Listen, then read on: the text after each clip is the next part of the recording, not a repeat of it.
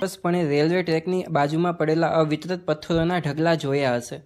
પહેલા નજરે જોઈએ તો આ પથ્થરો સામાન્ય કાંકરા જેવી લાગશે, પણ જો તમે વારંવાર ટ્રેનમાં મુસાફરી કરો છો તો તમારા ધ્યાનમાં આવ્યું હશે કે તમે દુનિયાના જે પણ દેશમાં મુસાફરી કરો, આ પથ્થરોનો આકાર અને ટેક્સચર લગભગ બધે જ સમાન હોય છે. શું કારણ છે કે અન્યથા સામાન્ય લાગતા પથ્થરો રેલવે ટ્રેકની આજુબાજુમાં પથરાયેલા હોય છે? રેલવે ટ્રેકની આજુબાજુમાં જોવા મળતા આ ભૂક્કા પથ્થરોને એકત્રિત રીતે ટ્રેક બેલેસ્ટ કહેવામાં આવે છે. વિશેષ રૂપે ટ્રેક બેલેસ્ટ એ એક બેડ બને છે જેના પર સ્લીપર કે રેલવે ટાઇલ્સ પાથરવામાં આવે છે. તમે જોયું હશે કે આ પથ્થરો રેલવે ટાઇલ્સની નીચે, વચ્ચે અને આજુબાજુ ગોઠવવામાં આવેલા હોય છે. ટ્રેક બેલેસ્ટની જાડાઈ સામાન્ય રીતે 25થી 30 સેન્ટીમીટર સુધી હોય છે અને તે રેલવે ટ્રેકના ભૌગોલિક સ્થાનને અનુરૂપ કેટલાક પરિબળોના આધારે બદલાય છે. ટ્રેક બેલેસ્ટ સામાન્ય રીતે ભૂક્કા પથ્થરો અથવા કાંકરીમાંથી બનેલા હોય છે, પરંતુ કેટલાક ખાસ પરિસ્થિતિઓમાં ઓછા યોગ્ય વિકલ્પો જેમ કે બળી ગયેલ માટી પણ વપરાય છે. જોકે એ સમજવું મહત્વપૂર્ણ છે કે તમે ફક્ત રેલવે પર પથ્થરો નાખી શકો નહીં અને કામ પૂરું થઈ ગયું એવું માનવું નહીં જોઈએ.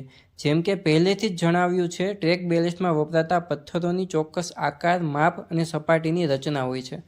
આ પથ્થરોની સપાટી ગોળ અને ચીકણી હોતી નથી.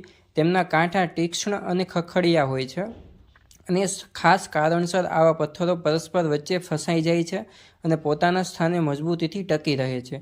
જો તમે એની જગ્યાએ ગોળ કે ચીકણા પથ્થરો મૂકો તો તેઓ એકબીજા પર સરકી જશે અને ટ્રેક બેલેન્સની મજબૂતીને નુકસાન થશે.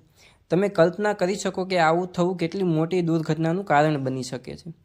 રેલવે ટ્રેક સ્ટીલ અને અન્ય ધાતુઓના ભાગોની બનેલા હોય છે જે કોરોઝનના શિકાર થવા માટે સંવેદનશીલ હોય છે, કારણ કે તે સતત પ્રકૃતિના પ્રભાવમાં રહે છે, જેમ કે તીવ્ર તાપમાન, વરસાદ, વૃક્ષો, વનસ્પતિ અને સામાન્ય જળાવગત થતી ઘસારા વિધિઓ. ટ્રેક બેલેન્સનો મુખ્ય હેતુ રેલવે ટ્રેકને સુરક્ષિત રાખવાનો છે. તે આ કાર્ય ઘણી સારી રીતે કરે છે. સૌ પ્રથમ, તે સ્લીપર્સને પોતાના સ્થાને મજબૂતીથી જમાડી રાખે છે. દરરોજ અનેક ટ્રેનો, માલગાડીઓ અને પેસેન્જર ટ્રેનો આ ટ્રેક પરથી પસાર થાય છે. તેથી આશ્ચર્યજનક નથી કે રેલવે ટ્રેકે સતત ભારે દબાણ અને તાણ સહન કરવું પડે છે. ટ્રેક બેલેસ્ટ સ્લીપર્સને તેમની જગ્યા પર મજબૂતીથી ધરાવે છે, જેથી ભારે ટ્રેનો પસાર થાય ત્યારે તેઓ લંબાઈમાં કે પહોળાઈમાં ખસે નહીં. જો ટ્રેક બેલેસ્ટ ન હોય તો ટ્રેનો સતત દબાણ હેઠળ સ્લીપર્સ દબાઈ શકે છે, ખસી શકે છે. બીજું મહત્વપૂર્ણ કાર્ય છે ભારનું વિતરણ.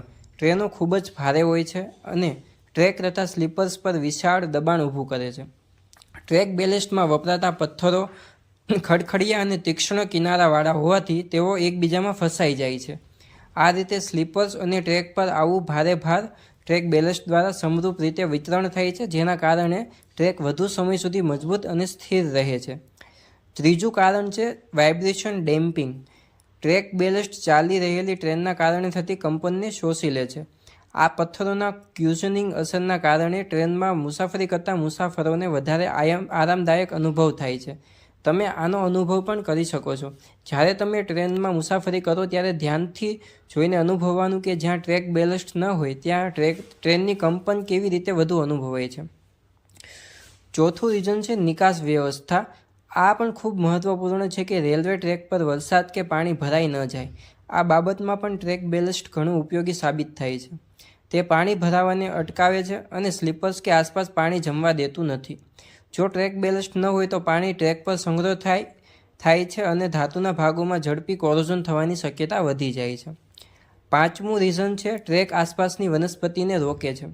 હવે જો કે આપણે સૌને લીલાછમ જમીન, ઘાસ અને ઝાડો ગમતા હોય છે, રેલવે ટ્રેકની મજબૂતી માટે વનસ્પતિનો વિકાસ ખૂબ જ નુકસાનકારક બની શકે છે.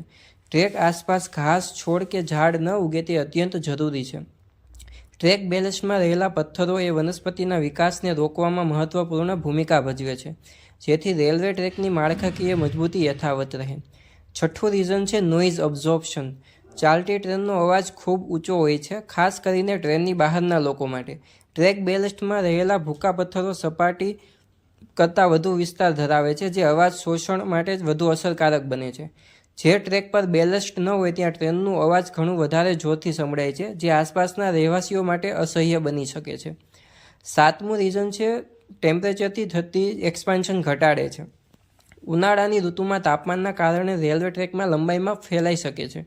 ટ્રેક બેલેસ્ટ આ લંબાઈથી આ ગરમીથી થતી વિસ્તૃતિને ન્યૂનતમ સ્તરે રાખવામાં મદદ કરે છે, જેના કારણે ટ્રેકની કાર્યક્ષમતા અને સુરક્ષા યથાવત રહે છે. જેમ તમે જોઈ શકો છો, ટ્રેક બેલેસ્ટ રેલવે ટ્રેક અને સ્લીપર્સને માત્ર કુદરતી તત્વો અને ચાલતી ટ્રેનના દબાણથી જ બચાવતું નથી, પરંતુ મુસાફરોના આરામમાં પણ વધારો કરે છે. જેમ જોવામાં આવે છે ત્યારે લાગે છે કે એકવાર પથ્થરો ટ્રેક પર મૂકી દીધા પછી એ તો ત્યાં હંમેશા માટે રહી જાય છે, પણ એ સાચું નથી. જો ટ્રેક બેલેસ્ટ ખૂબ ધૂળ કે કાદવથી ઢંકાઈ જાય તો એની અસરકારકતા ઘટી જાય છે. પથ્થરોની વચ્ચે કચરો ફસાઈ શકે છે અને ડ્રેનેજ પાણીની નિકાસ ક્ષમતા પર નકારાત્મક અસર કરે છે. જેમ રેલવે ટ્રેક માટે નિયમિત જાળવણી જરૂરી છે, તેમ ટ્રેક બેલેસ્ટ માટે પણ નિયમિત સફાઈ અને જાળવણી જરૂરી હોય છે. કેટલીકવાર જૂના પથ્થરો કાઢીને નવા ભૂકા પથ્થરો મૂકવામાં આવે છે. આજકાલ ટ્રેક બેલેસ્ટ સાફ કરવા માટે ખાસ યંત્રો હોય છે, જેને બેલેસ્ટ ક્લીનર કહે છે. આ યંત્રો માનવ પરિશ્રમમાં ઘટાડો કરે છે અને કાર્યક્ષમતા વધારવામાં મદદરૂપ થાય છે.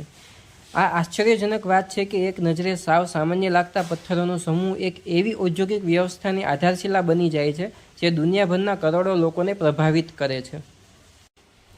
તો હવે જ્યારે તમે ટ્રેનમાં મુસાફરી કરો ત્યારે આ પથ્થર જોઈને યાદ રાખજો કે આ નાના ખડખડિયા પથ્થરો એ રેલવે સિસ્ટમને સેફ, સ્મૂધ અને રિલાયેબલ બનાવે છે. આવી જ રસપ્રદ માહિતી માટે વિડીયોને લાઇક કરો, શેર કરો અને ચેનલને સબસ્ક્રાઈબ કરવાનું ભૂલતા નહીં.